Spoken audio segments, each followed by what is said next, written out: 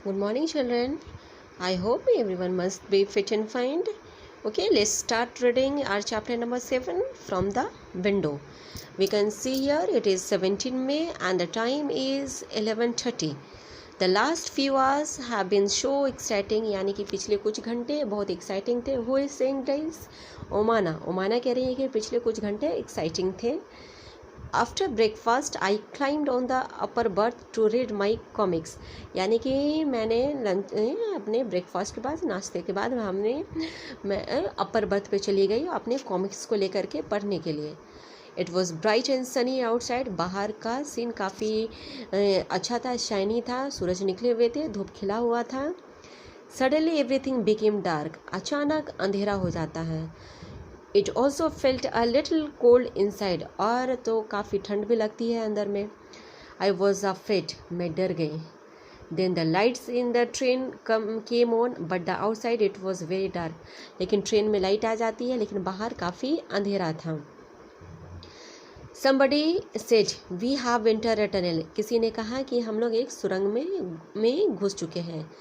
This goes right through the mountain, यानी कि ये जो सुरंग है पहाड़ों के बीच बनाया गया है. यानी कि टनल कब बनाया जाता है? पहाड़ों को काट करके बीच रास्ता निकाल करके उसके बीच से एक रास्ते गुजरते हैं, उसके बीच से रेलवे लाइन डाले जाते हैं, उनको सुरंग कहा जाता है. आप यहाँ पे पिक्चर में देख सकते हैं. यहाँ पे देखिए ये कैसे पहाड़ है ना, पहाड़ों के बीच से ये रास्ता निकाला गया है. It is called tunnel.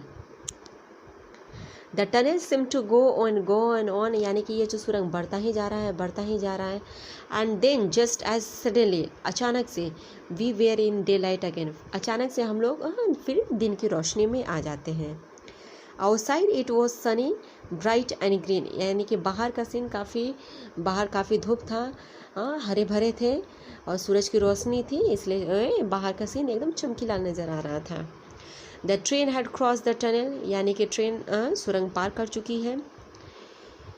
The train had cross the tunnel, Appa explain that we were on the other side of the mountain, यानी कि अप्पा ने मुझे कहा कि हम लोग पहाड़ों के दूसरे साइड में हैं.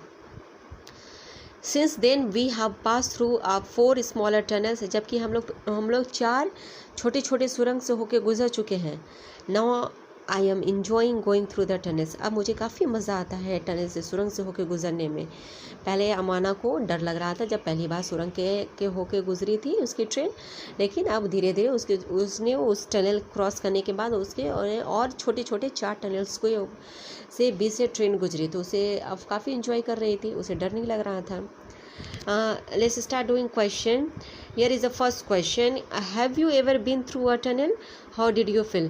क्या आप कभी सुरंग से होकर गुजरे हैं? आपको कैसा महसूस होता है? तो ओबियसली आप जब सुरंग से होकर गुजरे होंगे तो फर्स्ट टाइम जब आप गुजरे होंगे तो आपको थोड़ा डर लग रहा होगा, लेकिन आप भी हैबिचुएटेड जब हो गए होंगे तो आपको मज़ा आता होगा, अच्छा लगता होगा जब अंधेरा हो जाता है. ओके, नेक्स्ट क्वेश्चन है. The route from Goa to Kerala has a total of 2000 bridges and 92 tunnels, यानी कि गोवा से केरला के बीच में 2000 ब्रिजेस हैं और 92 टनल्स यानी 92 सुरंगें हैं. Why do you think there are so many bridges and tunnels? आपको क्यों ऐसा लगता है कि कितने सारे ब्रिजेस हैं, टनल्स हैं? Because there are lot of rivers and, यानी कि वहाँ पे बहुत सारे नदियाँ हैं एंड समुद्र हैं, माउंटेन्स हैं, इसीलिए इतने सारे ब्रिजेस और टनल्स हैं. Okay, understood. Moving to the next page. Here is the next page and the first question is Imagine and draw in your notebook what Omana saw under the bridge when her train crossed it, यानी कि ओमाना की train जब bridge से ऊपर होके गुजरती है तो ओमाना को बाहर क्या देखने को मिलता है, उस ब्रिज के नीचे उसे क्या देखने को मिलता है.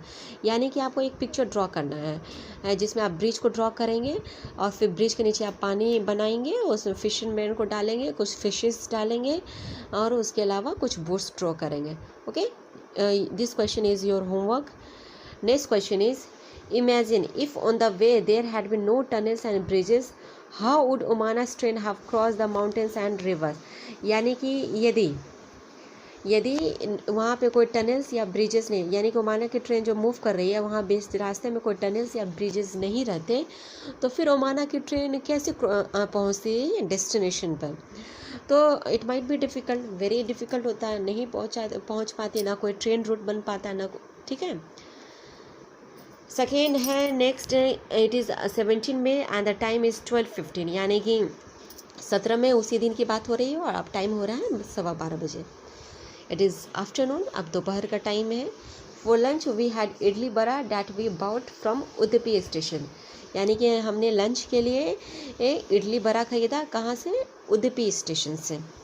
We also bought some bananas, हमने कुछ केले भी खरीदे। There were very small and very tasty, यानी कि वो जो केले थे काफ़ी छोटे थे और टेस्टी थे। The scene outside has change now, यानी कि बाहर का जो सीन है वो बदल चुका है। Now we can see many coconut trees and green fields anywhere, यानी कि अब हम लोग बाहर में बहुत सारे नारियल का पेड़ देख सकते हैं और बाहर का सीन काफ़ी हरा भरा है, जो ज़मीनें हैं वो पूरी हरी भरी है, पेड़ पौधे से लगी हुई है। Amma says that these are paddy fields, Amma ने कहा कि ये धान की खेती है, ठीक है। The houses and the villages look very different, यानी कि जो घर हैं और जो गांव है वो कुछ अलग लग रहे हैं दिखने में। People's clothes are also different from what we see in Ahmedabad, यानी कि लोगों के कपड़े भी बिल्कुल अलग लग रहे हैं। जैसे अहमदाबाद में जो लोग जिस तरह के कपड़े पहनते थे, यहाँ के लोगों का कपड़ा अलग है। Most people are wearing white और cream colour dhotis and sari, यानी कि बहुत सारे लोग हैं जो वाइट कलर के धोती पहनते हैं, क्रीम कलर की साड़ी पहनते हैं। Many people who were with us from Ahmedabad have got up, यानी कि जो बहुत लोग जो ओमाना के साथ आए थे अहमदाबाद से, वो लोग उतर गए। People have also got on the train from the different stations, यानी कि जिन लोगों का प्रॉपर स्टेशंस आते जा रहा था वो लोग उतरते जा रहे थे। Sunil's family is getting off at Kozhikode, यानी कि सुनील का जो परिवार था वो कोझिकोड स्टेशन पे उतर गया। Which comes at around 6 o'clock, यानी कि वो इस कोझिकोड स्टेशन कितने बजे आया था? 6 बजे। We have exchange addresses and plans to meet in Ahmedabad, हमने एक दूसरे का, सुनील और ओमाना कह रहे कि हमने आपस में एड्रेसेस को इंटरचेंज किया और ताकि वो लोग जब अहमदाबाद जाए तो फिर वहाँ पे वो लोग मिले।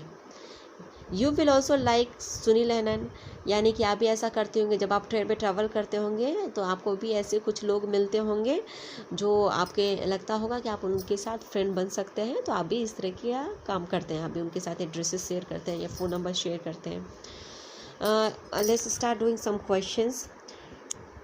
विच languages do you speak at home, यानी कि आप घर में कौन सी भाषाएँ बोलते हैं? तो आप मस्ट भी आप हिंदी बोलते होंगे, मैथिली बोलते होंगे, इंग्लिश बोलते होंगे। प्रॉपरली मैक्सिमम लोग हिंदी ही बोलते हैं। Second question, on the way from Gujarat to Kerala Omana's train went through several states of our country, find out and list which state it cross, यानी कि गुजरात से केरला जाने की ओर ओमाना की ट्रेन डिफरेंट स्टेट से होकर गुजरती है, तो वो कौन कौन सी स्टेट्स हैं? ठीक है, तो वो कौन कौन से स्टेट्स आपके हो जाएंगे? महाराष्ट्र हो जाएंगे, महाराष्ट्र हो जाएंगे, तमिलनाडु हो सकते हैं, ओके, गोवा हो सकते हैं। नेक्स्ट है, did you have ever coconut water, how did you find it, discuss, यानी कि आपने कभी नारियल का पानी पिया है तो आपको कहाँ से मिलता है? तो ये आपको क्या कहते हैं, आपको बाज़ारों से भी नारियल का पानी मिल जाता है, या किसी के पास पेड़ है तो उनको पेड़ों से भी मिल जाता है। Next question is draw a coconut tree and discuss in the class about it, यानी कि आपको ये क्वेश्चन भी आपके लिए होमवर्क है, यानी कि आप एक नारियल का पेड़ ड्रॉ करेंगे और उनके बारे में, इस नारियल के पेड़ के बारे में, you have to write 5 lines, आपको इसके बारे में 5 लाइन्स लिखने हैं, ठीक है। Moving to the next page, this is the last page of your chapter number 7। Find out in which states this languages are spoken, यानी कि आपको पता करना है कि ये सारी भाषाएं के कौन कौन से राज्य में बोले जाते हैं। First column is the language and the second column is where it is spoken state, यानी कि उस स्टेट का नाम बताना है। फर्स्ट लैंग्वेज इज़ मलयालम, पहली भाषा कौन सी है? मलयालम। मलयालम कहाँ बोली जाती है? It is in Kerala. Second is Konkani, Konkani कहाँ बोली जाती है? It is in Goa. Next is Marathi, Marathi is spoken in Maharashtra. Next is Gujarati, Gujarati is spoken in Gujarat. Kannada, it is spoken in Karnataka. Now it is again 17 में and the time is 9:30, यानी कि अब 17 में ही है और time है 9:30 बज रहे हैं। नाउ इट इज़ नाइट, यानी कि अब रात हो चुकी है। We have also started packing up, हम लोग भी अपने सामानों को पैक करना शुरू कर दिए। The train will reach Kottayam in about 3 hours, यानी कि जो ट्रेन है कोट्टायम स्टेशन 3 घंटे में पहुंचने वाली है। That is where we have to get off, यानी कि जहां हमें उतरना है। Tonight we will go to Valiyamma's house, आज की रात हम लोग वलियामा के घर में रुकेंगे। Tomorrow we will take the bus and that will take us to Ammumma's village, यानी कि हम लोग अगले दिन सुबह में अब बस लेंगे और अपने अमुमाज के गांव जाएंगे। We all are quite tired, यानी कि हम लोग काफ़ी थक चुके हैं। After all we have been on the train for 2 days, यानी कि जबकि हम लोग ट्रेन पे पिछले 2 दिनों से हैं, इसीलिए हम लोग काफ़ी थक चुके हैं। What a long journey it has been, यानी कि ये कितना लंबा सफ़र था। We had lot of fun, हम लोगों को काफ़ी मज़ा आया। I will put my diary away now, अब मैं अपनी डायरी को अलग करूँगी, हटाऊँगी। I will write again after we reach Ammumma's house, यानी कि मैं अब फिर से डायरी में लिखूँगी जब मैं अमू ममा के घर पहुँच जाऊँगी।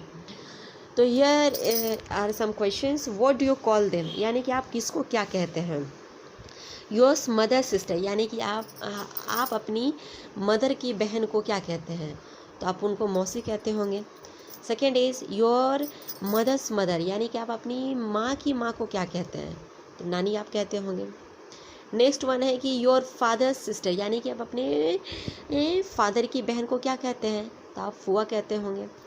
नेक्स्ट है योर्स मदर्स मदर, यानी कि आप योर्स फादर्स मदर, यानी कि आप अपने फादर की मदर को क्या कहते हैं, तो दादी कहते होंगे। ठीक है, this chapter is over now. Okay, you wait for the question answers. Till then stay safe, stay home, good bye.